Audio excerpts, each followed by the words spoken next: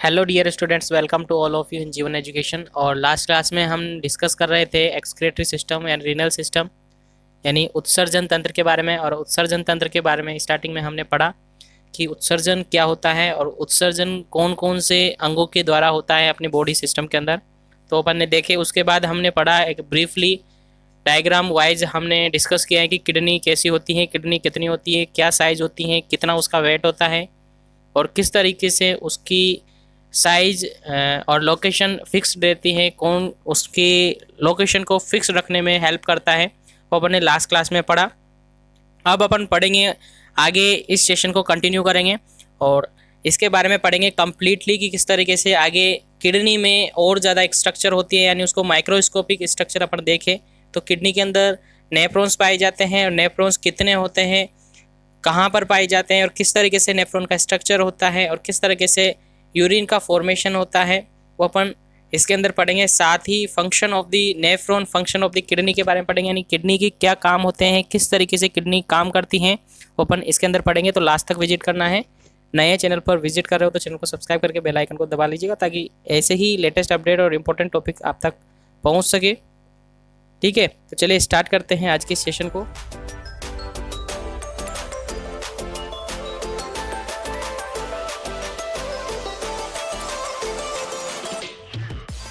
तो स्टूडेंट्स, हम पढ़ रहे थे कि किडनी किस तरीके से होती है और किडनी की स्ट्रक्चर, कुछ स्ट्रक्चर हमने लास्ट क्लास के अंदर देख ली है। बाकी रिमेनिंग जो स्ट्रक्चर हैं, कुछ स्ट्रक्चर को जो कि इम्पोर्टेंस है आपके एग्जाम्स के लिए, उसको अपन आगे कुछ इमेजेस के थ्रू देखेंगे। उसके बाद नेफ्रॉन्स के बारे में अपन डिटेल से पढ़ेंगे। तो चलिए स्टार्ट कर रहे हैं। और स्टार्ट करने के साथ आप देख सकते हैं ये डायग्राम जो कि मैंने पिछली क्लास के अंदर भी दिखाया था, किसके दो पार्ट्स में इसको डिवाइडेड किया हुआ है। फर्स्ट वन जो पार्ट मैंने आपको बताया था कि बार वाला जो पोर्शन है ये आपका कॉर्टेक्स है, यानी रिनल कॉर्टेक्स है। क्योंकि किडनी को रिनल कहा जाता है इसलिए रिनल कॉर्टेक्स इसको कहते हैं। और इसका जो अंदर वाला जो पोर्शन है जिसके अंदर ये पिरामिड्स है, ये जो पिरामिड्स मैंने आपको लास्ट क्लास में बताए होंगे, आई थिंक आपको पता होगा पिरामिड्स किस तरीके से ट्रायंगुलर इन शेप में दिख रहे हैं आपको। कि 8 से 10 यानी कि नॉर्मली अपन कह सकते हैं कि 10 पिरामिड्स है किडनी के अंदर प्रेजेंट होते हैं। और इनके अंदर भी काफ़ी सारे लाखों की संख्या में नेफ्रॉन्स प्रेजेंट होते हैं। तो आई थिंक आप सबको पता चल गया होगा कि दो पार्ट्स किडनी को डिवाइडेड किया जाता है, दो पार्ट्स में। फर्स्ट वन रिनल कॉर्टेक्स और अंदर वाला है जो कि रिनल मेडुला है। आगे नेक्स्ट डायग्राम में देखिए, उसमें और अच्छे से क्लियर हो जाएगा आपको। ये डायग्राम जैसा कि मैंने आपको पहले भी बताया था, ये डायग्राम से इसके अंदर नेफ्रॉन्स अभी बताऊंगा कि नेफ्रॉन्स कहाँ पर प्रेजेंट होते हैं, किस तरीके से नेफ्रॉन का स्ट्रक्चर होता है, अभी जानेंगे हम। उसके साथ ही ये पिरामिड्स आप देख सकते हैं, इस तरीके से पिरामिड्स प्रेजेंट होते हैं। किस तरीके से यूरेटर है जो कि किडनी के अंदर प्रवेश करते हैं और ये आर्टरीज और वेन है जो कि अंदर इसमें प्रवेश करते हैं। और इस पार्ट को अपन ने कहा था कि यह हाइलम है, यानी रिनल हाइलम इसको कहा था। रिनल हाइलम मतलब मुख्य द्वार है जहाँ से आर्टरीज और वेन है जो कि किडनी के अंदर एंट्री करती हैं। यूरेटर भी यानी कि मूत्र वाहिनियाँ भी या मूत्र नलियाँ भी इसके अंदर से प्रवेश करती है। और बेसिकली मोस्ट ऑफ दी आपको याद रखना है कि जो ब्लड आर्टरीज है, वेन है, वो एंट्री करती है उस पार्ट को जो कि एक खांचदार पार्ट होता है, उस पार्ट को कहा जाता है हाइलम। याद रखें, भूलना नहीं है। आगे देखते हैं नेक्स्ट डायग्राम में, आपको बहुत ही अच्छे से क्लियर हो जाएगा और इजीली आपको समझने की कोशिश करें। ये दो व्यू मैंने आपको दिखाए। एक जो व्यू आप देख पा रहे होंगे, ये ह्यूमन किडनी का एनाटॉमी आपको बताने जा रहा हूँ। इसके अंदर दो व्यू है, एक तो एक्सटर्नल व्यू है, आप देख सकते हैं, एक तो एक्सटर्नल व्यू है और दूसरा इंटरनल व्यू है। ठीक है, एक्सटर्नल व्यू और इंटरनल व्यू। यानी एक्सटर्नली यदि अपन देखें तो किडनी इस तरीके से शो होती है। एक क्या बताया था मैंने, एक सेब की लाइक इसकी स्ट्रक्चर होती है, सेब के बीज की लाइक इसकी स्ट्रक्चर होती है, यानी कि इसकी संरचना होती है। उसके बाद ये एक्सटर्नली आपको देखने पर दिखता है और इंटरनली यदि उसका सेक्शन कट करके अपन देखते हैं तो इस तरीके से आपको दिखाई देता है। इसको मैं आपको जूम करके दिखा दूं, ये देखें, समझने की कोशिश करें। ये किडनी है, इसको थोड़ा सा कट सेक्शन करके आपको दिखाया हुआ है। ठीक है, आप देख सकते हैं इसके अंदर दो पार्ट्स मैंने आपको बताए थे, मेडुला और कॉर्टेक्स। और इसके अंदर आप देख रहे होंगे ये आर्टरीज और वेन है। आप देख रहे होंगे रिनल आर्टरी जो कि रेडिश कलर है, रेड कलर की जो है वो रिनल आर्टरी है, और जो ब्लूइश कलर में है वो रिनल वेन है। जैसा कि मैंने आपको लास्ट क्लास के अंदर बताया था कि ब्लू मीन्स उसमें डीऑक्सीजनेटेड ब्लड है इसलिए ब्लू दिखती है, और रेड है उसमें ऑक्सीजनेटेड यानी प्योर ब्लड है इसलिए वो रेडिश होती है। तो आप देख सकते हैं क्योंकि ये क्या है, किडनी है और किडनी को रिनल बोला जाता है, इसीलिए यहाँ पर रिनल आर्टरी और रिनल वेन है। उसी के साथ ये नीचे निकला हुआ जो पोर्शन है, नीचे निकला हुआ जो पोर्शन है उसको मैंने बताया था आपको, एक ट्यूब लाइक स्ट्रक्चर होती है जो कि कनेक्टेड होती है आगे जाकर posterior side of the urinary bladder, यानी ब्लैडर में जाकर ये ओपन होती है ये ट्यूब लाइक स्ट्रक्चर। इसको कहा गया था मूत्र नलिकाएं या यूरेटर। ठीक है, ये दोनों किडनी से इस तरीके से निकल के जाती हैं और यूरिनरी ब्लैडर में जाकर मिलती हैं। उसके अलावा इसके अंदर और स्ट्रक्चर आप देख पा रहे होंगे, एक तो कैप्सुलर स्ट्रक्चर है जो कि बाहर वाला जो पोर्शन है, उसके अलावा मेडुला है जिसमें ये पिरामिड्स प्रेजेंट है, ये देख सकते हैं आप पिरामिड्स हैं, और यहाँ पर ये आर्टरीज और वेन है देखिए कनेक्टेड हो रही है, आप इजीली देख पा रहे होंगे डायग्राम में और काफ़ी अच्छी तरीके से समझ में आ रहा होगा, ये ब्लड वेसल्स है ना, तो देख सकते हैं। उसके अलावा माइनर कैलिक्स और मेजर कैलिक्स भी प्रेजेंट होता है, लेकिन बेसिकली आपको याद नहीं रखना है। ठीक है, नॉर्मली याद रखें तो आप देख सकते हैं ये जो यूरेटर है वो इस तरीके से ओपन हो रहा है, आगे जाके देख सकते हैं, कोशिश करें समझने की, इजीली समझ आ जाएगा। मेजर कैलिक्स किसको कहते हैं और माइनर कैलिक्स किसको कहते हैं, तो आप देखने की कोशिश करें। देखिए ये जो यूरेटर जा रहा है इस तरीके से, तो यहाँ पर जो ये ब्रॉड पोर्शन है, ये चौड़ा वाला पोर्शन है, ये जो चौड़ा वाला पोर्शन है इसको कहा जाता है मेजर। मेजर मतलब आपको पता है बड़ा, यानी कि चौड़ा हुआ चौड़ा और बड़ा जो पोर्शन है वो मेजर कैलिक्स होता है। आगे जाकर ये धीरे धीरे शॉर्ट होता जाता है आगे पिरामिड्स तक पहुंचते पहुंचते, तो ये माइनर कैलिक्स हैं। अभी बताएंगे कि माइनर कैलिक्स और मेजर कैलिक्स में किस तरीके से यूरिन का फ्लो होता है, यानी कि जो भी आपके बॉडी के अंदर यूरिन फॉर्मेशन होता है, यूरिन बनता है, वो किस तरीके से आपकी बॉडी से ड्रेन होता है। आगे एक फिजियोलॉजी अपन पढ़ेंगे तो उसके अंदर डिटेल से अपन देखेंगे। आई थिंक यहाँ से इस डायग्राम में आपको क्लियर हो चुका होगा कि क्लियर इस तरीके से ये किडनी है और इस तरीके से इनमें यूरिन फॉर्मेशन होता है। आगे अपन डिटेल से समझेंगे, बाकी अभी इन डायग्राम्स को ध्यान से देखते रहिए। दोनों व्यू मैंने आपको दिखाने की कोशिश करी है यहाँ पर, इंटरनल व्यू और एक्सटर्नल व्यू। आई थिंक समझ आ गया होगा। आगे चलते हैं अपन, और आगे चलते हैं तो इस तरीके से ये किडनी है, इसमें और ज़्यादा ईजीली आपको समझ आ रहा होगा। ये पेल्विस ऑफ दी किडनी, जैसा मैंने आपको कहा था कि ये हाइलम होता है और यूरेटर्स यहाँ पर एंट्री होती है, इसको पेल्विस मीनिंग यहाँ पर यूज़ किया हुआ है। ठीक है, किडनी का क्रॉस सेक्शन है, इजीली आप देख सकते हैं। ये बॉडी सिस्टम है, आपका बॉडी है, इसके अंदर दोनों किडनीज हैं, देखिए ऊपर नीचे है, यूरेटर्स हैं, यूरिनरी ब्लैडर है, आगे ये एड्रिनल ग्लैंड है। ठीक है, ये वेना केवा और ये एरोटा का पार्ट है, देख सकते हैं, और इसके जस्ट अबव इजीली आप देख पा रहे होंगे ये एड्रिनल ग्लैंड है। आगे चलते हैं अपन, तो नेक्स्ट डायग्राम में आप देख पा रहे होंगे एक ऐसा डायग्राम है जो कि आपको बाहर भी थंबनेल में देखा हुआ, आपने बाहर भी देखा होगा इसको। ये है नेफ्रॉन। क्या है ये? नेफ्रॉन। इसके अंदर आर्टरीज और वेन है। ठीक है, आर्टरीज किस तरीके से, आर्टरी आगे जाकर मैंने बताया था जैसे कि ब्रोंकाई अपन ने रेस्पिरेटरी सिस्टम में पढ़ा था, ब्रोंकाई आगे जाके डिवाइड हो जाती है, ब्रोंक्यूल्स में कन्वर्ट हो जाती है, ब्रोंक्यूल्स आगे डिवाइड हो जाती है, एल्वियोलाई बन जाती है, वैसे कैपिलरीज एक जाल बन जाता है। जैसे कि समझिए यहाँ पर ये आर्टरी है और आर्टरी आगे जाकर डिवाइडेड होकर आर्टरियोल्स बन जाती है, ये स्मॉल आर्टरीज बन जाती हैं जो कि नेफ्रॉन के अंदर एक तरीके से और ज़्यादा डिवाइड हो जाती है, और डिवाइड होकर आगे जैसे कि ये आर्टरी है, ये जा रही है, अब आगे ये डिवाइड हुई, फिर ये और डिवाइड हुई, फिर ये और डिवाइड हुई, इस तरीके से डिवाइड होकर इस तरीके से आगे इस तरीके से ये मिल जाती हैं, और यहाँ पर क्या बन गया, ये जाल बन गया, और इस जाल को ही क्या कहा जाता है, कैपिलरीज कहा जाता है। और इस तरीके से ये जो जाल बना हुआ है एक कप लाइक स्ट्रक्चर बन जाता है, या फिर एक जाल बन जाता है जिसको एक कप लाइक स्ट्रक्चर होल्ड करता है, और इस कप लाइक स्ट्रक्चर जो होल्ड कर रही है, यानी ये जो कप लाइक स्ट्रक्चर आपको दिख रही है जो होल्ड कर रही है इस कैपिलरीज को, उसको कहा जाता है बोमन कैप्सूल या बोमन सबपुट, आपको याद रखना है। ठीक है, और उसके अलावा ये अपरेंट आर्टरी यानी आने वाली आर्टरी, और यहाँ पर एक कैपिलरीज बन जाती है, और ये जाने वाली आर्टरी जो कि इफरेंट आर्टरी, अफरेंट आर्टरी आने वाली और इफरेंट आर्टरी जो कि जाने वाली है। ठीक है, आगे चले, ये रीनल आर्टरीज है। ठीक है, तो ये इस तरीके से ये नेफ्रॉन्स होता है, इसके अंदर ये चारों प्रोसेस अभी आगे पढ़ते हैं अपन। आगे चलते हैं, एक और डायग्राम है, जैसा मैंने आपको बताया था कि किडनी का जो मेडुला पार्ट होता है, यानी कि कोर्टेक्स बाहर वाला, मेडुला अंदर वाला, और अंदर वाले के अंदर आपको मैंने बताया था कि इस तरीके से ये क्या होता है, एक पिरामिड होता है, और जो पिरामिड होता है उस पिरामिड के अंदर नेफ्रॉन्स प्रेजेंट होते हैं, उस पिरामिड के अंदर नेफ्रॉन प्रेजेंट होते हैं। और यहाँ पर आपको एक क्वेश्चन याद रखना है, यहाँ पर आपको एक मोस्ट इंपॉर्टेंट क्वेश्चन याद रखना है कि किडनी के अंदर नेफ्रॉन्स कितने होते हैं, तो वो आपको याद रखना है 1 से लेकर 1.2 यानी 1 to 1.2 मिलियन। अब 1.2 मिलियन आई थिंक आप समझते होंगे, 1 मिलियन मीन्स 10 लाख। ठीक है, 1 मिलियन मीन्स 10 लाख, और अप्रोक्स 10 लाख जो 10 लाख नेफ्रॉन्स हैं जो कि किडनीज के अंदर प्रेजेंट होते हैं। ठीक है, तो ये नॉर्मली आपको याद रखना कितना 1.1 से 1.2 मिलियंस नेफ्रॉन्स प्रेजेंट होते हैं अपनी किडनी के अंदर। याद रखना, इंपॉर्टेंट क्वेश्चन है, एग्जाम में पूछा हुआ है।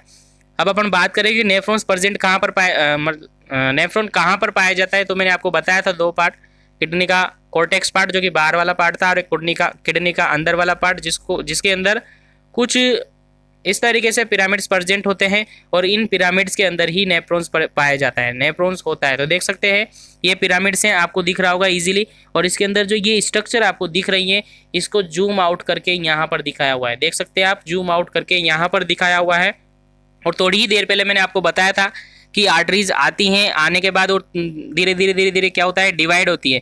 आर्टरीज आकर डिवाइड होती है, और डिवाइड होने के बाद उसका क्या बन जाता है, कैपिलरी, एक जाल बन जाता है। ये जाल आप देख रहे होंगे, और ये जाल कहाँ पर है, एक कप लाइक स्ट्रक्चर, जैसा कि मैंने आपको बताया था, नाम बताया था बोमन कैप्सूल। इस कप लाइक स्ट्रक्चर के अंदर ये प्रेजेंट होती है ये, और ये क्या है, बोमन कैप्सूल है।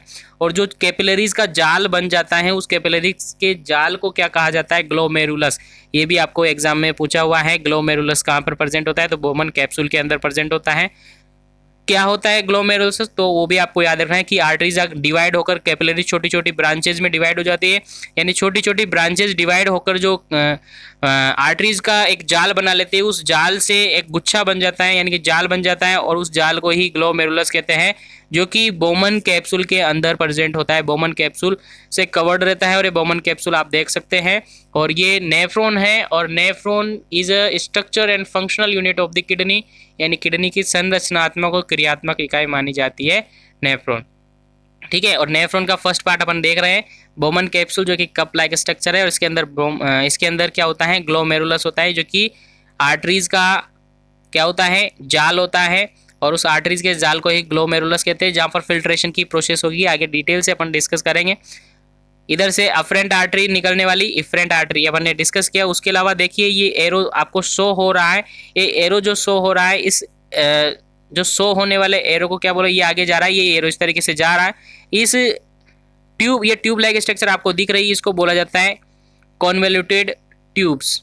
क्या बोला जाता है, एक ट्यूब्स लाइक स्ट्रक्चर है, और इस ट्यूब को ही आगे जाकर डिवाइड किया जाता है, पूरी इस किडनी के अंदर, पूरे नेफ्रॉन्स के अंदर आगे जाकर डिवाइड किया जाता है, और इसके अलग अलग पार्ट हैं, आगे अपन देखेंगे।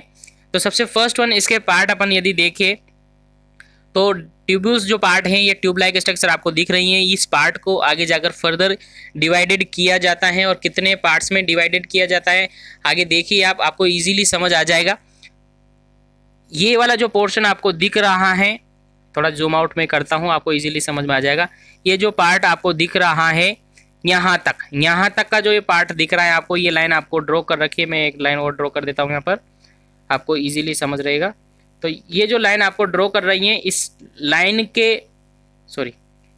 जो लाइन ड्रॉ हो रही है, इस लाइन के ऊपर वाला हिस्सा आप देख सकते हैं। तो इस लाइन के जैसे ही ऊपर वाला हिस्सा आप देखेंगे, तो ये वाली जो ट्यूब्स आपको दिख रही है, उसको बोला जाता है प्रोक्सिमल कॉन्वोल्यूटेड ट्यूबुल्स, यानी कि समीपस्थ ट्यूब्स कह सकते हैं। ठीक है, समीपस्थ यानी कि प्रोक्सिमल। ठीक है, याद रखें, पीसीटी शॉर्ट में आप इसको कह सकते हैं, पीसीटी क्या कहेंगे इसको, पीसीटी शॉर्ट में आप कह सकते हैं। उसके बाद आगे देखें तो ये एक यू लाइक स्ट्रक्चर, इंग्लिश का जो यू वर्ड होता है, मीनिंग होता है, शब्द होता है यू अल्फाबेटिकल, उसका यू शेप की जो ट्यूब्स आपको दिख रही हैं, इसको लूप ऑफ हैनले कहते हैं। क्या कहते हैं, लूप ऑफ हैनले या हैनले लूप कहते हैं, जो कि यू शेप आपको दिख रहा होगा। ठीक है, अलग कलर से आपको ड्रॉ में कर दूं, ये यू शेप की जो ट्यूब है, इसको हैनले लूप कहते हैं। आगे चलते हैं तो इसको एक और ट्यूब डिवाइड जो हो जाती है आगे जाकर, तो ये जो ट्यूब है इसको डीसीटी कैसे है, डिस्टल कॉन्वोल्यूटेड ट्यूबुल। ठीक है, क्या कहते हैं, डीसीटी, क्या कहते हैं, डीसीटी। ठीक है, और ये ट्यूब्स आगे जाकर एक फर्दर बड़ी वाली जो ट्यूब लाइक स्ट्रक्चर आपको दिख रही है, उसमें जाकर ओपन होती हैं, और इस ट्यूब को कहा जाता है कलेक्टिंग ट्यूबुल्स। क्या कहा जाता है, कलेक्टिंग ट्यूबुल्स कहा जाता है। तो बेसिकली आप कितने पार्ट्स हो गए, इसको आपको याद रखना है। नेफ्रॉन्स एग्जाम में पूछा हुआ है, और बोर्ड एग्जाम में इसका बड़ा क्वेश्चन आया हुआ है कि नेफ्रॉन्स क्या होता है। तो सबसे पहली लाइन आपकी होगी, नेफ्रॉन एक प्रकार का या अपन ये डायरेक्टली कहें तो नेफ्रॉन क्या है, जो वृक्क है, किडनी है, उसकी संरचनात्मक और क्रियात्मक इकाई है। यानी संरचनात्मक और क्रियात्मक इकाई क्या कहलाती है, नेफ्रॉन कहलाती है। किसकी, किडनी की। जैसे कोशिका होती है कि कोशिका शरीर की संरचनात्मक और क्रियात्मक इकाई है, वैसे ही नेफ्रॉन क्या है, किडनी की संरचनात्मक और क्रियात्मक इकाई है। Structural and functional unit of the kidney is known as nephron. ठीक है, और उसके पार्ट्स भी एग्जाम में आपसे पूछा हुआ है, तो इसका मेजर क्वेश्चंस भी आया हुआ है, शॉर्ट क्वेश्चन भी आया हुआ है, तो ये क्वेश्चंस आपके लिए इंपॉर्टेंट है। देख लीजिएगा कौन कौन से पार्ट है, एक बार फिर से मैं आपको बता दूं। फर्स्ट वन पार्ट है इसका ग्लोमेरुलस, जो कि क्या है, आर्टरीज का एक जाल है, आर्टरियोल्स का एक जाल है, एक कैपिलरीज है। उसके बाद देखिए तो इसके चारों तरफ एक कप लाइक स्ट्रक्चर होती है जिसको बोमन कैप्सूल कहते हैं। ठीक है, और आगे जाकर ये कुछ ट्यूबुल्स पार्ट होता है, ट्यूब से जुड़ा हुआ रहता है। और ये ट्यूब है, इसका इनिशियल जो ट्यूब है, स्टार्टिंग जो ट्यूब्स आपको दिख रही है, उसको पीसीटी कहा जाता है। क्या कहा जाता है, पीसीटी कहा जाता है, प्रोक्सिमल कॉन्वोल्यूटेड ट्यूबुल्स।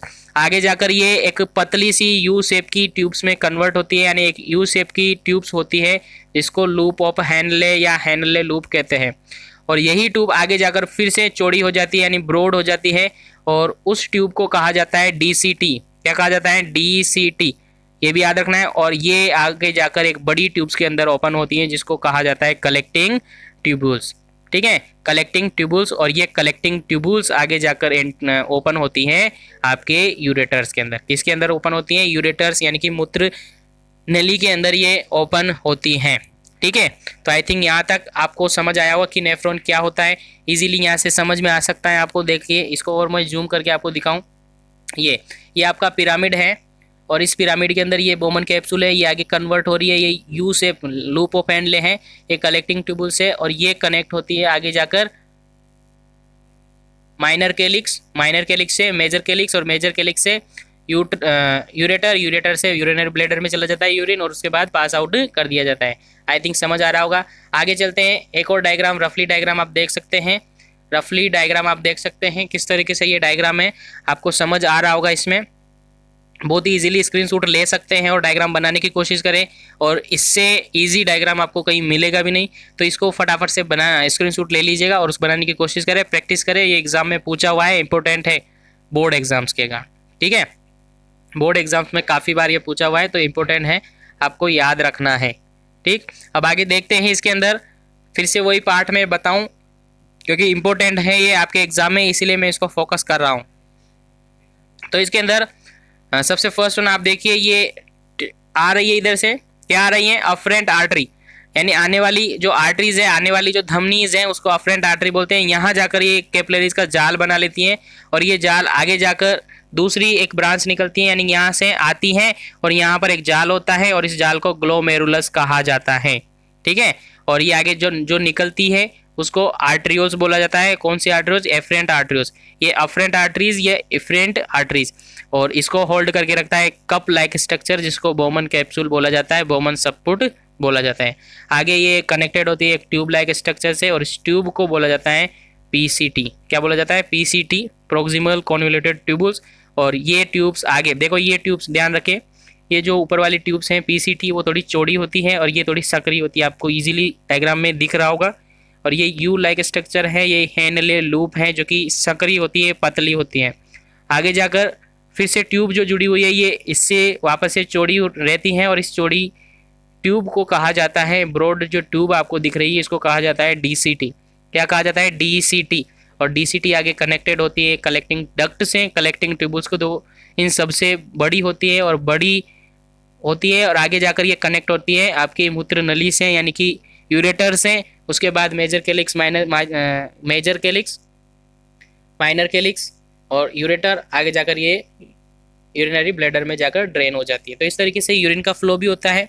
फिल्ट्रेशन का काम कहाँ पर होता है, क्वेश्चन ये भी पूछा हुआ है कि किडनी के अंदर जो फिल्ट्रेशन का वर्क होता है, काम होता है, कहाँ पर होता है, तो सीधा सा आपका आंसर जाता है ग्लोमेरुलस के अंदर होता है। ये जो आप बोमन कैप्सूल देख रहे हो, इसके अंदर अलग अलग प्रकार की मेम्ब्रेन्स पाई जाती है, झिल्लियाँ पाई जाती है, जो कि यहाँ पर यूरिन का फॉर्मेशन करवाती हैं, फिल्ट्रेशन का काम करवाती है, और इस पूरे पाथवे के अंदर यूरिन का फॉर्मेशन होता है। अब कितने पार्ट्स में यूरिन का फॉर्मेशन होता है अपन आगे देखेंगे। तो आई थिंक यहाँ तक नेफ्रॉन की स्ट्रक्चर आपको याद हो जानी चाहिए, क्योंकि एग्जाम में बार बार पूछा हुआ है डायग्राम है, पूछा हुआ क्वेश्चन है तो आपको याद रखना है। एक और डायग्राम देख सकते हैं, थोड़ा कॉम्प्लिकेटेड है बट ये भी समझ आ जाएगा। और ये जो डायग्राम मैं आपको बताया फर्स्ट, ये वाला जो डायग्राम, ये बहुत ही इजी डायग्राम है। आप बनाने की कोशिश करें, बनाना सीखे इसको। आगे देख सकते हैं एक और डायग्राम है, सेम वैसे ही डायग्राम है, नेफ्रॉन्स के ही डायग्राम है। और इस तरीके से ये पूरा आपको दिखाया हुआ है, इजीली आप देख सकते हैं। ठीक है, तो ये अपन ने डिस्कस किया नेफ्रॉन के रिगार्डिंग और नेफ्रॉन के स्ट्रक्चर के रिगार्डिंग। अब इसके बाद अपन डिस्कस करेंगे नेफ्रॉन में किस तरीके से यूरिन का फॉर्मेशन होता है और किडनीज किस तरीके से वर्क करती हैं, वो अपन पढ़ेंगे नेक्स्ट क्लास के अंदर। तो आज के लिए इतना ही। वीडियो समझ आई होगी, टॉपिक समझ आया होगा, और यहाँ तक इसको याद करने की कोशिश करें। एक बार नहीं समझ आता दूसरी बार देखिए, उसके बाद अपन नेक्स्ट क्लास के अंदर इसके रिमेनिंग जो पोर्शन है उसको कंप्लीट करेंगे। तो आज के लिए इतना ही। Wish you all the best. Thank you very much for joining.